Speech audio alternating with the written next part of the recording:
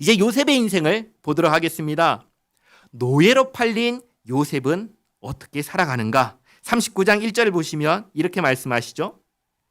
요셉이 이끌려 애굽에 내려가매 바로의 신하 친위대장 애굽 사람 보디발이 그를 그리로 데려간 이스마엘 사람의 손에서 요셉을 사니라. 요셉을 애굽 왕 바로의 친위대장 보디발이 삽니다. 이제 요셉의 신분은 뭐죠? 노예입니다. 노예입니다. 2절에 여호와께서 요셉과 함께 하심으로 그가 형통한 자가 되어 그의 주인 애굽 사람의 집에 있으니. 여기 두 가지 내용이 있습니다. 하나는 하나님께서 요셉과 함께 하신다라는 것이죠. 또 하나는 뭐냐면 요셉이 형통한 자가 되었다라는 것입니다. 여기를 잘 보시기 바랍니다.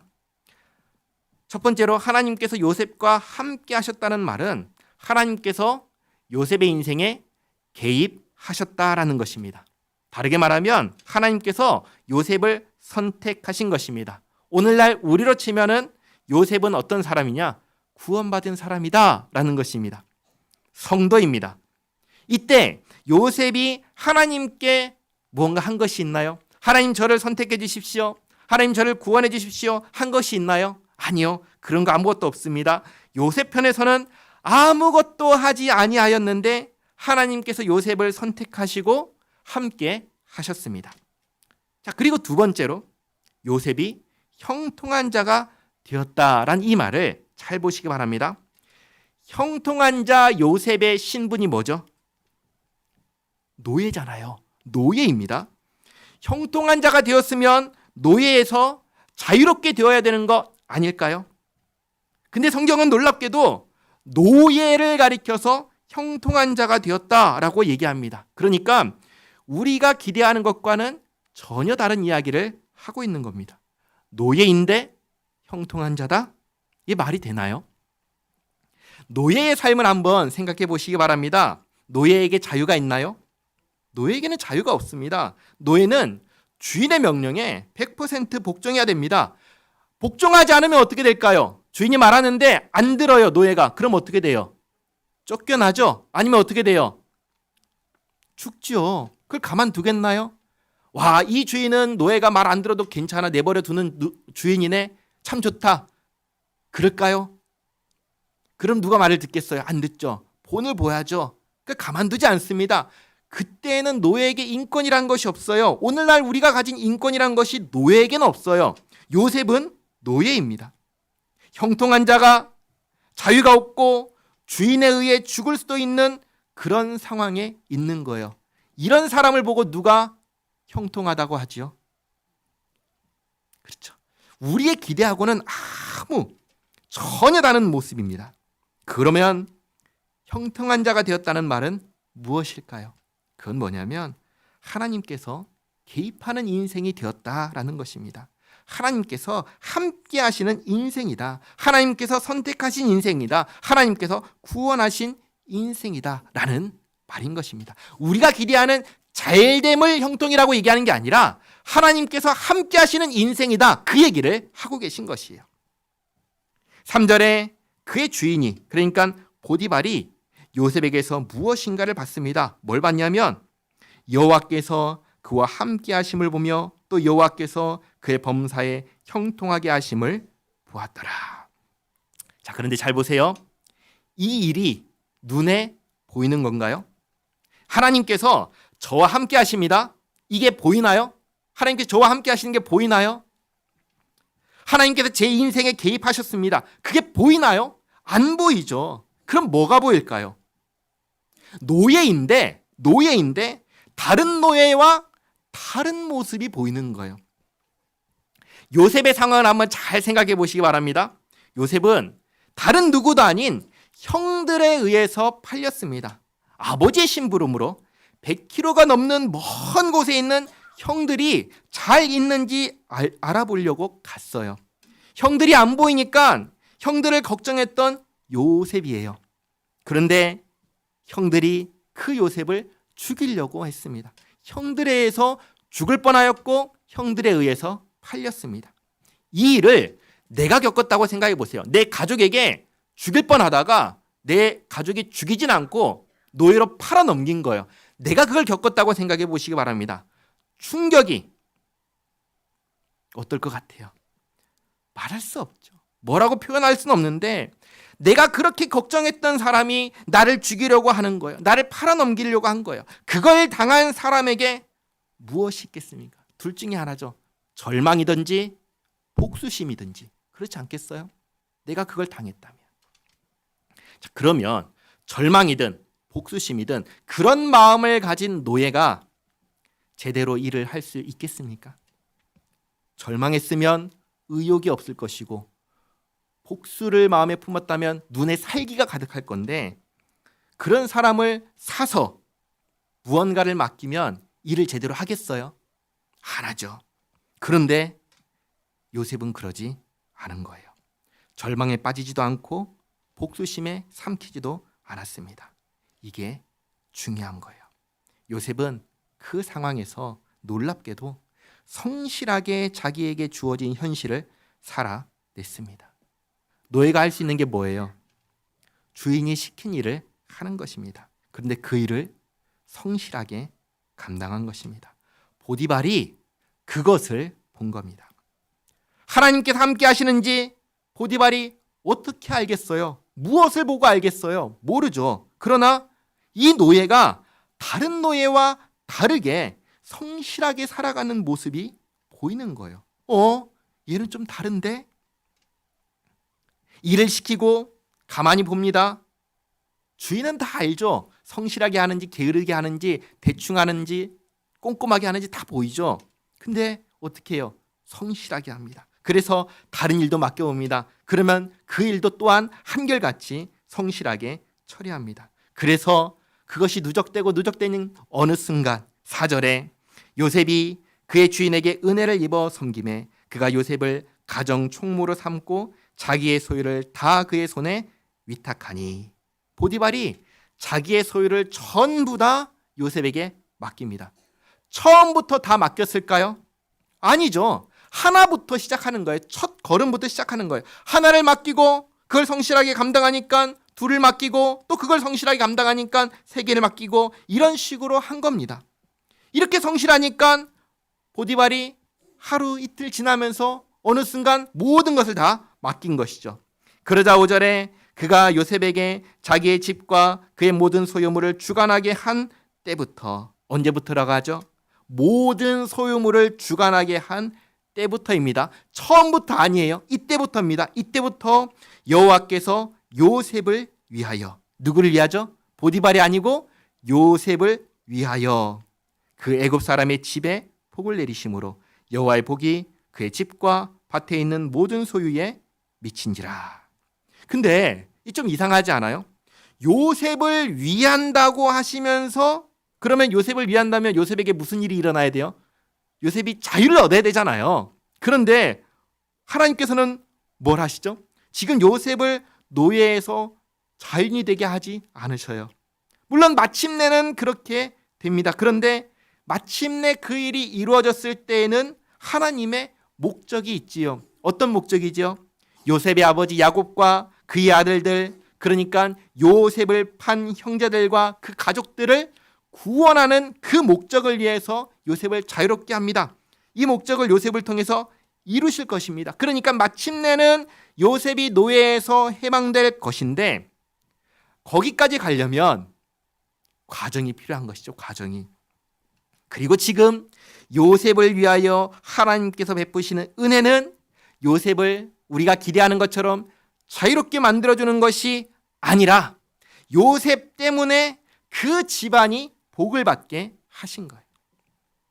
이로써 보디발이 요셉을 특별하게 생각하고 관심을 갖게 하신 것입니다. 그래서 6절에 주인이 그의 소유를 다 요셉의 손에 위탁하고 자기가 먹는 음식 외에는 간섭하지 아니하였더라. 요셉은 용모가 빼어나고 아름다웠더라. 자, 여기까지가 요셉이 노예로 팔려서 해온 것입니다. 요셉은 어떻게 살았습니까? 요셉은 이렇게 말했나요? 하나님, 왜 나를 이렇게 힘들게 만드셨습니까? 이런 말 했나요? 이런 말 하지 않았어요. 누가 요셉을 힘들게 만들었죠? 형들이죠. 형들입니다. 형들이 죽이려고 했고 형들이 팔았습니다. 하나님께 사셨나요? 하나님께 사신가? 아니에요. 그리고 요셉은 노예로 팔려서 보디발의 집에 왔을 때 절망하거나 복수심에 빠지거나 그러지 않았습니다. 오히려 자기에게 주어진 현실에 충실하였습니다. 그런 요셉을 보디발이 주목했고 자기의 소유를 다 맡겼습니다. 그러자 하나님께서 요셉을 위하여 보디발의 집에 복을 주셨습니다. 보디발은 이 복이 하나님께로부터 왔다는 것은 알았는지 모르는지 우리는 알 수 없지만 이 일이 요셉을 총무로 삼고 난 이후로 일어났다는 것은 알았습니다. 그래서 주목하며 음식 외에는 모든 것을 다 맡겼습니다. 자, 요셉 어떻게 살았나요? 요셉 성실하게 살았습니다. 자, 그런데 여기서 또 중요한 것이 있죠. 그러면 성실하게 사는 것이 전부였는가? 그렇지 않습니다. 7절에 그 후에 그의 주인의 아내가 보디발의 아내가 요셉에게 눈짓하다가 동침하기를 청하니 요셉이 거절하며. 여기에 또 주목할 점이 두 가지가 있습니다. 보디발의 아내가 요셉에게 동침하기를 청했다라는 것입니다. 이것은 요청을 한 것이 아니라 명령을 한 겁니다. 요셉은 노예입니다. 보디발의 아내는 여주인입니다. 노예는 주인의 명령에 순종해야 합니다. 명령에 순종하지 않으면 어떻게 되죠? 죽는 겁니다. 쫓겨나서 자유를 얻으면 차라리 좋지요. 근데 쫓겨나는 것도 결코 자유가 아니에요. 잡히면 죽는다는 것입니다. 그런 명령을 지금 보디발의 아내가 요셉에게 한 거예요. 그리고 이 명령에 요셉이 어떻게 반응하죠? 요셉은 거절합니다. 여주인의 명령을 듣지 않습니다. 그러면서 하는 말 잘 보시기 바랍니다. 자기 주인의 아내에게 이르되 내 주인이 집안의 모든 소유를 간섭하지 아니하고 다 내 손에 위탁하였으니 이 집에는 나보다 큰 이가 없으며 주인이 아무것도 내게 금하지 아니하였어도 금한 것은 당신뿐이니 당신은 그의 아내임이라. 그런즉 내가 어찌 이 큰 악을 행하여 하나님께 죄를 지으리까? 요셉이 누구를 의식하고 살죠? 하나님을 의식하고 삽니다. 보디발의 아내가 명령한 것은 분명한 죄입니다. 그러나 요셉은 노예이기에 그냥 주인의 명령에 순종하면 됩니다. 나에게 책임이 없다라는 핑계를 대면서 그냥 순종하면 문제가 생기나요? 안 생기죠. 아무 일도 없습니다. 그런데 그러지 않습니다. 왜냐하면 요셉이 자신이 하나님의 사람이라는 분명한 의식을 갖고 있었기 때문입니다. 요셉이 그래서 이렇게 말한 것입니다. 내가 어찌 이 큰 악을 행하여 하나님께 죄를 지으리까? 여주인이 명령에 순종하면 여주인에게는 죄를 짓지 않을 것입니다. 명령에 순종했으니까요. 그러나 이것은 하나님께서 금하신 것입니다. 그러니 하나님 앞에서는 죄가 되는 것입니다. 그러니까 요셉은 어떤 의식을 가지고 지금 여기에 있는 것입니까? 나는 하나님의 사람이다. 나는 하나님 앞에서 살고 있습니다. 라는 이 의식을 가지고 살아가고 있는 것입니다. 이게 중요한 것입니다. 하나님의 사람은 무엇으로 하나님께 영광 돌리냐면 내가 하나님의 사람이라는 것을 의식하며 사는 것으로 하나님께 영광을 돌리는 거예요. 우리에게 적용해서 말하자면 이런 것이죠. 나는 예수 믿는 사람입니다. 이 의식을 가지고 사는 것이요. 그것으로 하나님께 영광을 돌리는 거예요. 요셉은 지금 그렇게 살았고 살아온 것입니다. 그러면 이 예전에 과거에 요셉이 지금까지 해왔던 행적을 이해할 수가 있습니다. 어렸을 때 처음에 요셉이 형들의 잘못을 아버지에게 이야기했던 것도 이해할 수가 있습니다. 왜 그랬을까요? 형들이 했던 행동들이 잘못이기 때문이에요. 누구 앞에서요? 하나님 앞에서 잘못했기 때문이에요. 그 형들의 성품이 어떠했어요? 동생을 죽이려고 했던 형들입니다. 동생을 팔아넘긴 형들이에요. 그 성품이 정상이겠어요? 그렇지 않지요. 그러니까 사소한 잘못을 한 것이 아닙니다. 물론 우리가 다 알 수는 없습니다. 왜냐하면 성경이 알려주지 않기 때문입니다. 그러나 그것을 아버지께 고할 정도라면 단순한 사소한 일을 그냥 일러 바친 그런 것이 아니었던 것입니다. 그리고 아버지의 심부름으로 100km가 넘는 거리를 아무 불평 없이 간 것도 이해가 되는 것이죠. 단지 요셉이 착해서 순종적이어서 그렇게 한 것이 아니라 나는 하나님의 사람이다, 나는 예수 믿는 사람이다 라는 이 의식이 있었기 때문입니다. 그리고 형들이 자기를 죽이려고 하고 팔았을 때에도 절망하지 않고 복수심에 불타지 않을 수 있었던 것도 마찬가지인 것이죠.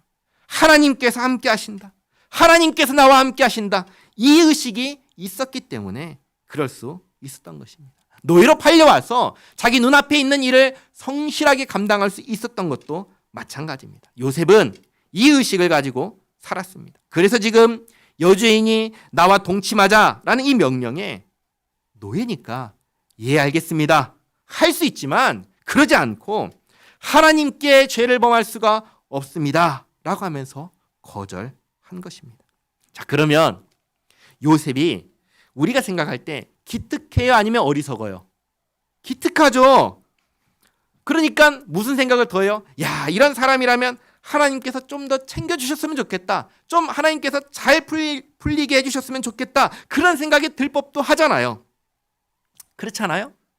안 그런가요? 자, 그런데 요셉에게 이어서 무슨 일이 일어나죠? 10절에 여인이 날마다 요셉에게 청하였으나 요셉이 듣지 아니하여 동침하지 아니할 뿐더러 함께 있지도 아니하니라. 여주인이 계속해서 명령합니다. 요셉은 아예 그럴 수 있는 여지를 없애버립니다. 함께 있지 않는 것이죠.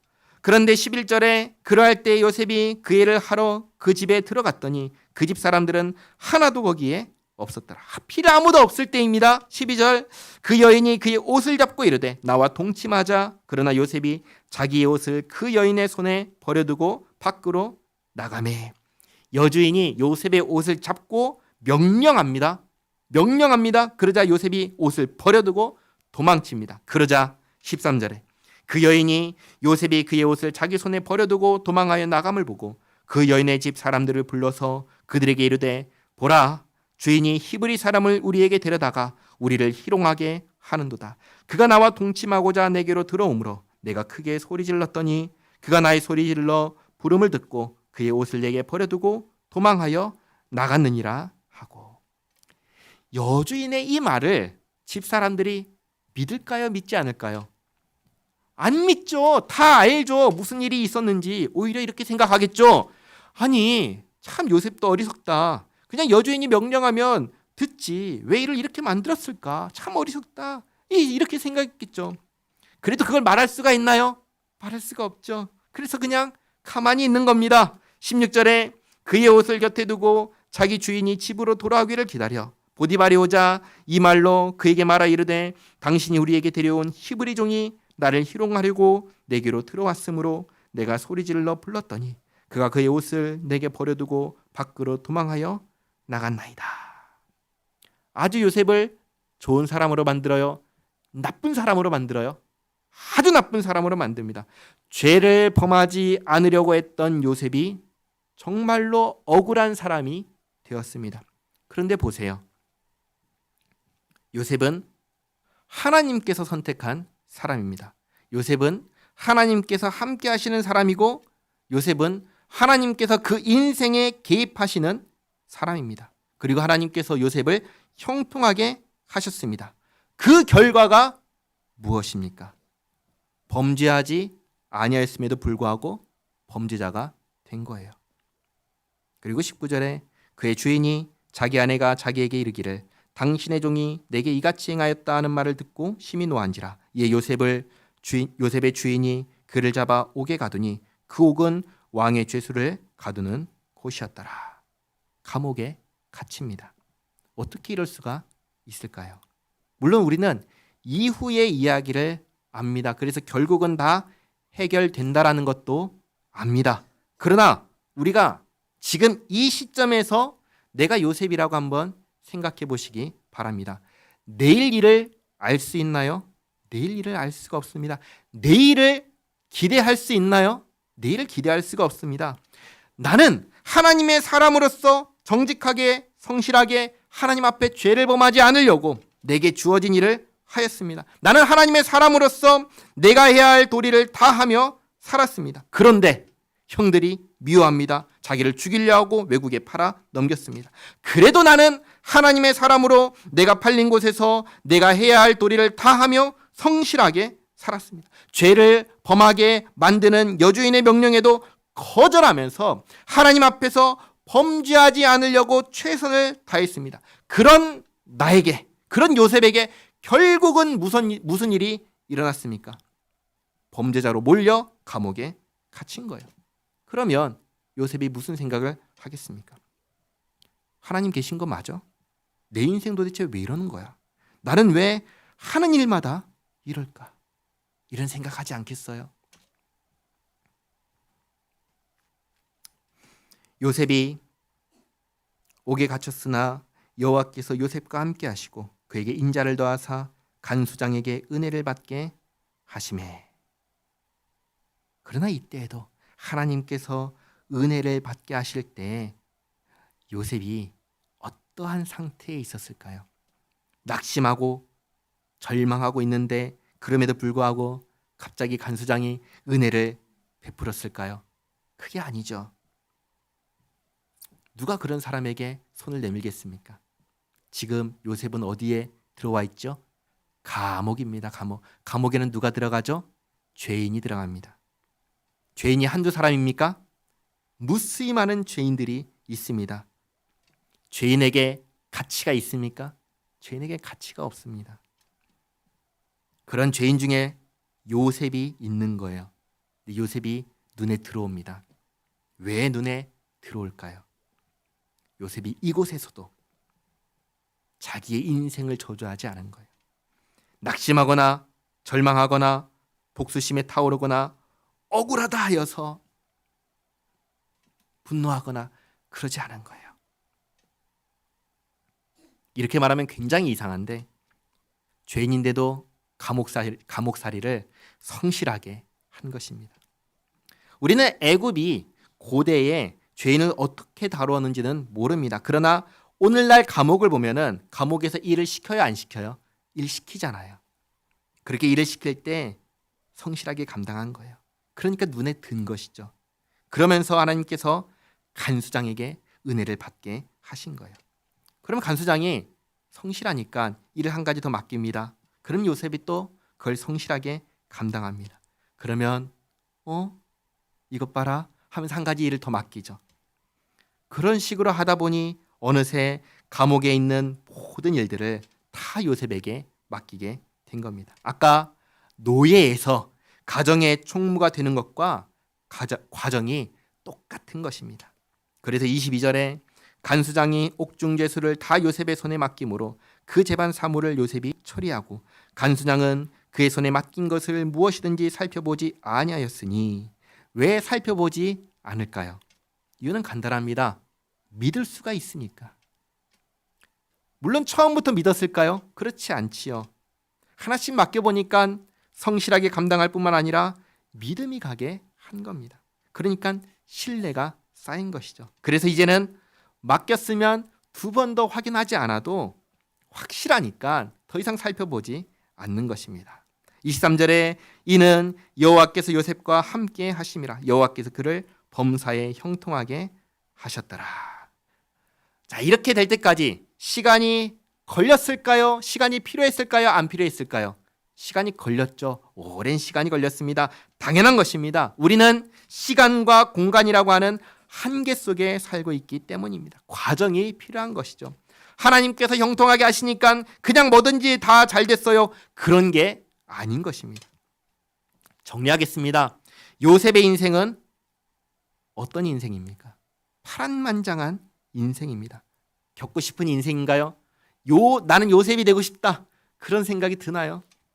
겪고 싶지 않은 인생입니다. 되고 싶지 않은 인생입니다. 그런데 그게 누구의 인생입니까? 하나님께서 선택한 사람의 인생입니다. 하나님께서 개입한 사람의 인생이고 하나님께서 형통하게 한 사람의 인생입니다. 우리가 생각하는 것과는 정말 다른 것이죠. 이것을 기억하시기 바랍니다.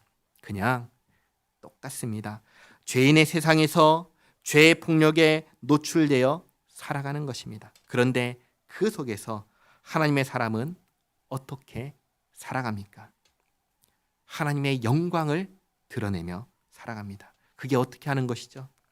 이 의식을 가지고 사는 것이죠. 나는 하나님의 사람이다. 나는 예수님을 믿는 사람이다.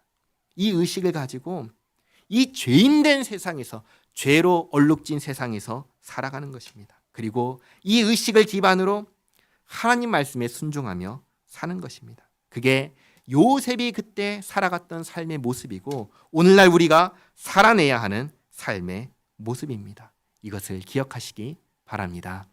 기도하겠습니다. 좋으신 하나님, 오늘 요셉의 험난한 인생을 보았습니다. 정말 하나님이 계시지 않는다면 절망하거나 복수심에 불타오를 수밖에 없는 인생이 요셉의 인생이었습니다.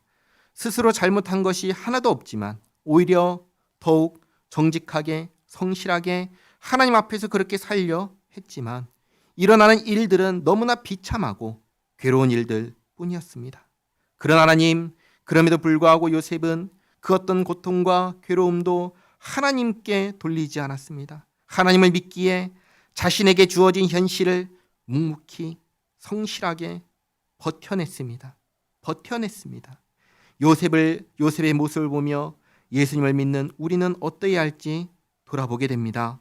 하나님, 죄악된 세상에서 사는 것 괴롭고 힘듭니다. 그러나 나는 예수 믿는 사람이기에, 나는 하나님의 사람이기에, 나는 하나님께서 사랑하셔서 구원하신 하나님의 백성이기에 이 정체성을 가지고 하나님만 바라보며 살겠습니다. 낙심하거나 절망하지 않도록 붙잡아 주시옵소서. 오히려 하나님께서 주시는 힘과 능력으로 이 세상에 나에게 주신 현실에서 하나님을 영화롭게 하는 하나님의 자녀로 살아가게 하옵소서. 주님 도와 주시옵소서. 예수님의 이름으로 기도하옵나이다. 아멘.